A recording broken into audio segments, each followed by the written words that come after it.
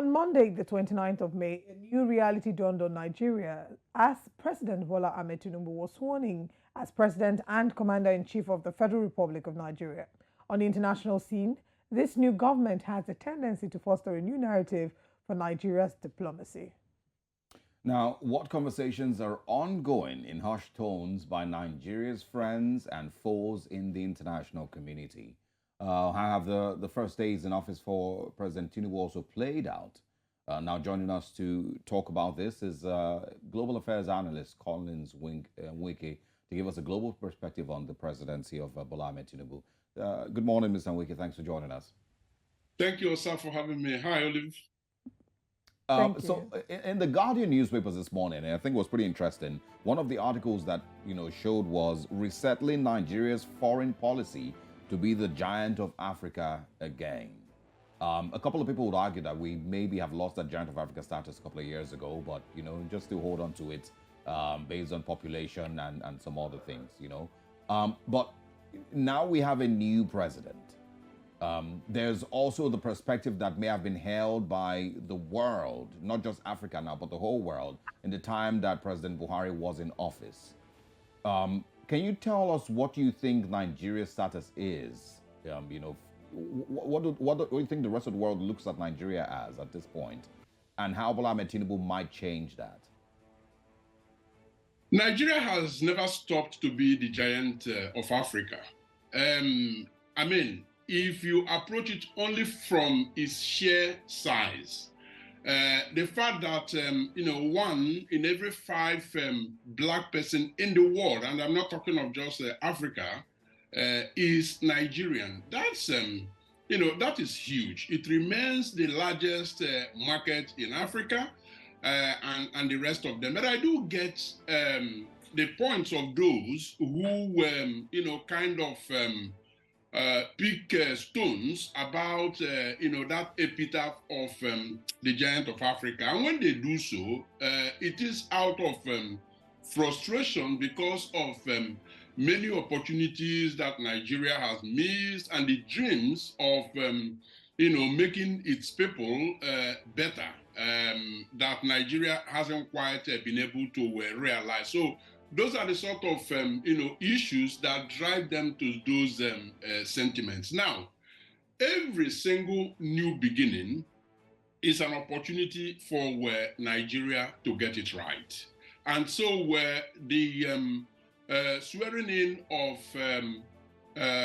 Bola Ahmed Tinubu as president just this week indeed represents one of such opportunities. Now, in trying to assess how that is going to play out, and indeed listening to friends, allies, but also foes out here, they cannot escape the fact that he came in under the most controversial circumstances that any Nigerian president has ever come in. Don't forget, they have boots on the ground, they have their ears everywhere, watching what has been going on from the primaries when, the primaries was said to have been bought in open, blatant display of money politics and all of that, and then all of the things that are playing out now.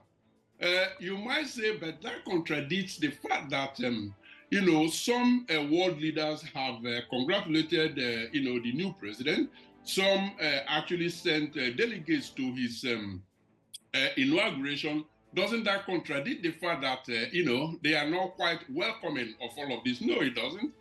Those are diplomatic niceties expected of them because Nigeria remains a nation state, and to respect his status as a nation state, they need to do those things that are required of them. But then ultimately, I believe that taking into consideration all that we hear around us here, what they are looking to see is how this court, issue plays out. I mean, the elections tribunal, the first steps that the president takes in terms of trying to unify the country, but most importantly, how he asserts the independence of the judiciary, divorcing it from the legislature, but also the presidency. Those are the sort of things that they are watching that will actually go a long way in determining how Nigeria will be perceived, at least in the next 4 years. Let's also talk about, you've mentioned a number of very important factors or a number of very important points, one of which this is one of the most controversial elections that Nigeria has had. I mean, many would argue that what President Tinubu has inherited is some level of a divided country. But he's hit the ground running and a number of changes have immediately come to light. One would be the removal of fuel subsidy and the, of course, resulting hardship it's inflicted on Nigerians. There's an increase in the cost of petrol, and it's something that the world is seeing. However, President Tinubu has promised to, of course, increase investor confidence, to boost investor confidence, to basically make Nigeria a better country. He said, and I quote, that he would expand the economy by at least 6% a year, lift barriers to investment, create jobs, and unify the exchange rate. Let's talk about, the immediate change that we're seeing. It's a few days post swearing in. What is the immediate message that is being communicated to the global community? And, it's a two-part question. So what's the immediate message being communicated to the global community? And also, when he talks about unifying the exchange rate, what do you foresee? How do you foresee that playing out? For a start, I do believe that if there is one good thing about the recently concluded presidential election, concluded to some extent because it is still being battled out in the tribunal, is the fact that the three leading candidates come with a strong business credentials. I mean, for the investment community, that was something pacifying. That was something that actually kept them at ease, because the feeling was high that whoever emerges from the three, leading candidates, they were sure that they carry with them a business baggage that will be of, good use to the investment community. So that in itself is a plus. Now, the first steps taken, the announcement that is now, shaking the country to its bottom, announcement of removal of fuel subsidy. I think we need to be clear about that. For a start, I do not know that the international communities will be looking out to see how sound one policy or the other is. I think what is important to them is their own national interest. How does it affect them? And that brings me to the specific question that you posed, Olive. Well, they are not receiving it very well. I mean, it's a mixed bag. Mixed bag in the sense that they work the market after the swearing in of the president as a consequence of some of the pronouncements that he made. I mean, the stock market actually, went up in a positive sense. So that tells something. But of course, the fuel subsidy itself, I think everybody is, well, most people, the vast majority of people are united about the fact that it is not fit for purpose, it's got to go. However, the unintended consequences of the timing of the announcement, he didn't remove the fuel subsidy. It is not even in the budget for 2023, like he said. He simply announced it, but the timing and the way it was done is where the question is, and I believe that the unintended consequences is what Nigeria is dealing with now.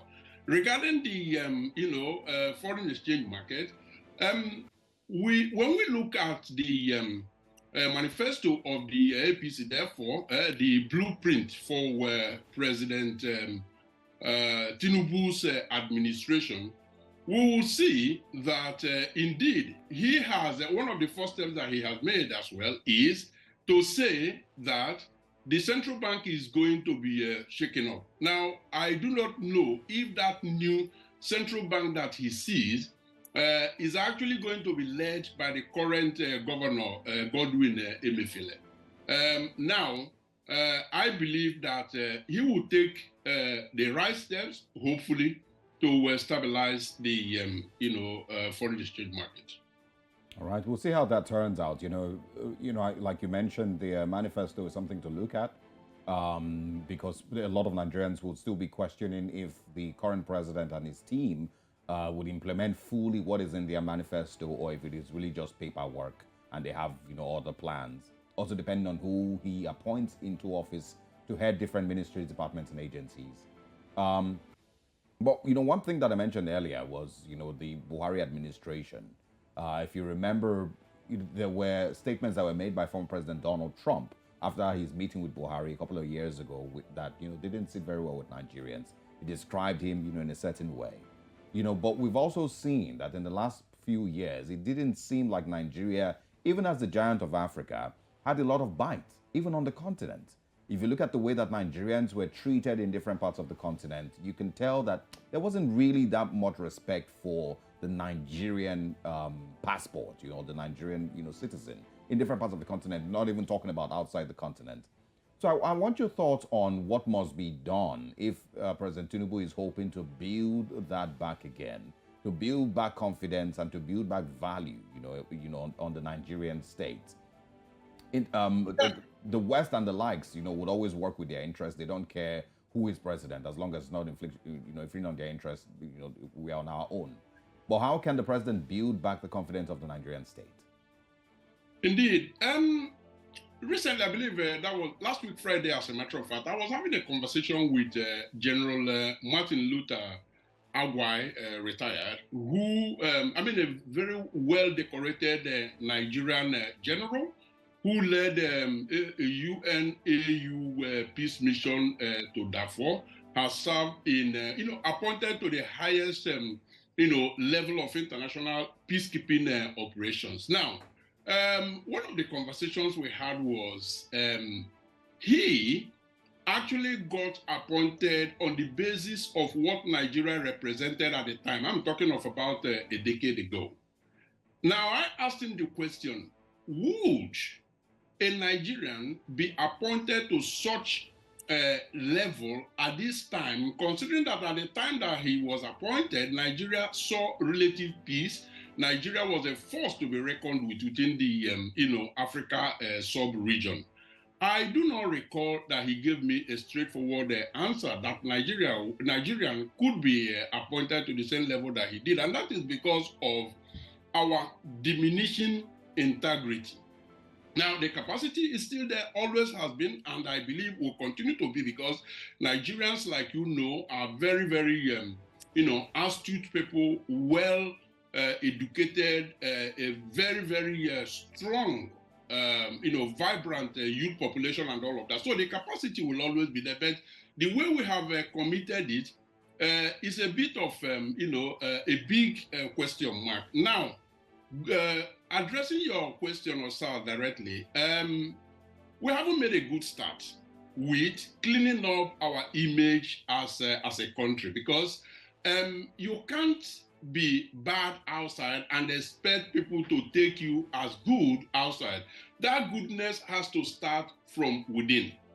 And I repeat, the election that has just brought, President Tinubu to power was anything but free and fair from what we have seen so far. The jury is out there, and that is why the tribunal, is deliberating. At the end of that process, one of the things that will, ascertain how Nigerians or Nigeria as a country will maintain its leadership role within Africa and a force to be reckoned with internationally is how the court conducts its business. What has happened, but the thing now is with the court, and that will then determine whether Nigeria can return to its status of the true giant of Africa, apart from size, apart from population, but influence. Okay, let's talk about, one of the promises that President Bola Ahmed Tinubu has made, which is to foreign investors. I'm going to quote, but before I do, I'll talk about, the fact that we have According to reports here, Nigeria was rated 131 out of 190 countries in 2019, basically talking about Nigeria's ease of doing business. And I'm going to quote him as saying, he says, "I have a message for our investors, local and foreign. Our government shall review all complaints about multiple taxation and various anti-investment inhibitions." Now, if we must position Nigeria, we must put Nigeria in a position where it would become attractive to foreign investors, where we can, climb up the scale in terms of the ease of doing business, the global scale. What are some of the things that the current administration must look at? President Tinubu made a good start with that fantastic announcement. We are not performing very well in the area of ease of doing business, but I can tell you that the last couple of years has actually, witnessed a number of changes. Nigeria probably would have been, on the last 5, but at least, there are somewhere 60 countries up. So a lot still has to be done. The fact that the new president has reassured the international communities that, all obstacles will be removed is reassuring, but it remains an announcement. What is now expected, number one, all the unnecessary taxes, all the unnecessary encumbrances, as a matter of fact, repatriation of funds, profits made as a consequence of, doing business in Nigeria, but also stabilization of, the foreign exchange market. These are policies that need to take place to actually reassure the investment community, the international investment community, that the new president means business. Now, I think the immediate step will be, the determining immediate step will be, as a matter of fact, how quickly he's able to constitute his cabinet and appoint ministers. You will agree with me that the situation of Buhari at the time when it took half a year to appoint his cabinet is untenable and indeed unthinkable. If Tinubu could start from there, that will send a very, very strong message. There are other areas, for instance, visa on arrival, sanitizing things at our embassies, out here, so that travelers, business travelers especially, can even get, visa within 24 hours. That has started. It still needs to be scaled up. All right. So these are bits and pieces of initiatives that could reset Nigeria business-wise. All right. As quickly as possible, because we need to go, I want you to speak on, if you remember during the campaigns, President Tinubu, back then at Chatham House, was seen delegating questions to other people to respond to him. People also mentioned, that they weren't certain that he would be able to, maybe address world leaders, if it was going to meet at a UN General Assembly or some foreign meeting, in different parts of the continent, that, there wasn't a lot of confidence in his abilities to speak. He also didn't speak a lot with Nigerians, during the campaign. There was barely any press interviews. There were no debates, and stuff like that. So how much do you think that affects, the look that they have on Nigeria? The fact that the president, as a candidate, didn't engage Nigerians, neither did he engage the international community using the, Chatham House platform that he had, was worrying, remains worrying. I believe that when people see that, they are reminded of two things. They are reminded, number one, of President Yaradua, who died in office. They are also reminded of how much time Buhari spent abroad for health concerns. I believe all those have transferred to Tinubu. And is he going to increase the confidence in Nigeria, certainly not. It is worrying, but it is what it is. So if at the end, the tribunal confirms him as the president, I believe that the international community will be looking out more to his ability to delegate the right people, appoint the right people to the right offices to do what he has to do. He doesn't have to be a micromanager. A good macro manager will be good, and if he could do that, things being what they are, I believe it can go a long way. All right. Collins Wike, always a pleasure speaking with you. We enjoy your perspectives on these issues. We look forward to another conversation as quickly as possible. Thank you for having me.